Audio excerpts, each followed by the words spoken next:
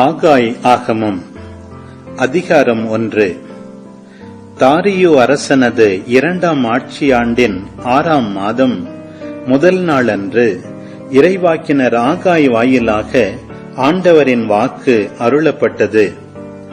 அது யூதாவின் ஆளுநரும் செயல்தியலின் மகனுமான செருபாபேலுக்கும் தலைமை குருவும் யோசதாக்கின் மகனுமாகிய யோசுவாவுக்கும் அருளப்பட்ட செய்தி. படைகளின் ஆண்டவர் கூறுவது இதுவே: ஆண்டவரது இல்லத்தை மீண்டும் கட்டி எழுப்புவதற்குரிய காலம் இன்னும் வரவில்லை என்று இந்த மக்கள் சொல்கிறார்கள். அப்பொழுது இறைவாக்கினர் ஆகாய் வாயிலாக ஆண்டவரது வாக்கு அருளப்பட்டது. இந்த கோவில் பாழடைந்து கிடக்கும் இந்நேரத்தில் நீங்கள் மட்டும் மாட மாளிகைகளில் குடியிருக்கலாமா?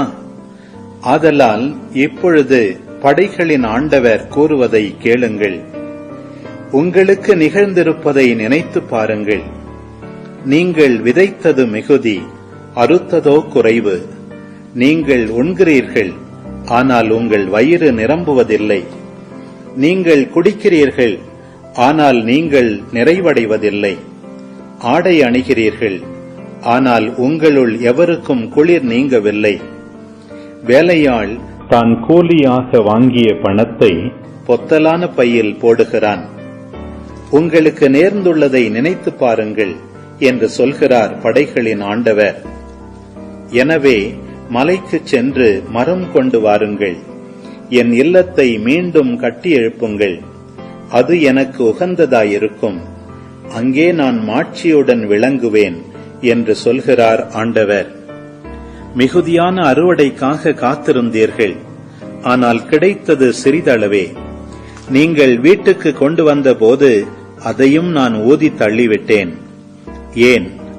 ஏனெனில் எனது இல்லம் பாழடைந்து கிடக்கும் போது நீங்கள் ஒவ்வொருவரும் உங்கள் வீட்டை கட்டுவதிலேயே கருத்தாயிருக்கிறீர்கள். எனவே வானம் உங்களுக்கு பனி பெய்வதை நிறுத்திவிட்டது, நிலமும் விளைச்சல் தர மறுத்துவிட்டது. மேலும் நாடும் மலையும் கோதுமையும் திராட்சை ரசமும் எண்ணெயும் நிலத்தின் விளைச்சலும் மனிதரும் கால்நடைகளும் உங்கள் உழைப்பின் பயன் அனைத்துமே வறட்சியால் வாடுமாறு நான் செய்திருக்கிறேன்.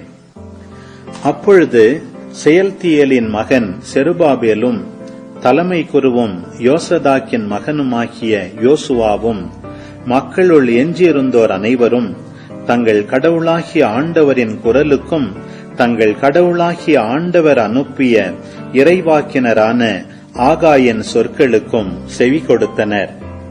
மக்களோ ஆண்டவர் திருமுன் அஞ்சி நின்றனர்.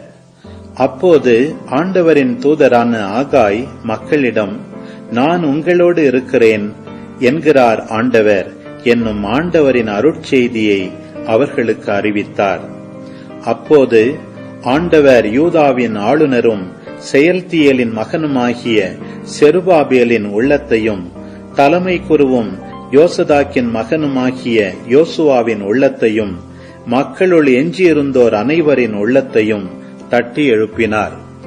அவர்களும் சென்று தங்கள் கடவுளாகிய படைகளின் ஆண்டவரது இல்லத்தை கட்டும் பணியை மேற்கொண்டார்கள். அந்நாள் தாரியு அரசனது 2ஆம் ஆட்சி ஆண்டின் 6ஆம் மாதம் 24ஆம் நாள்.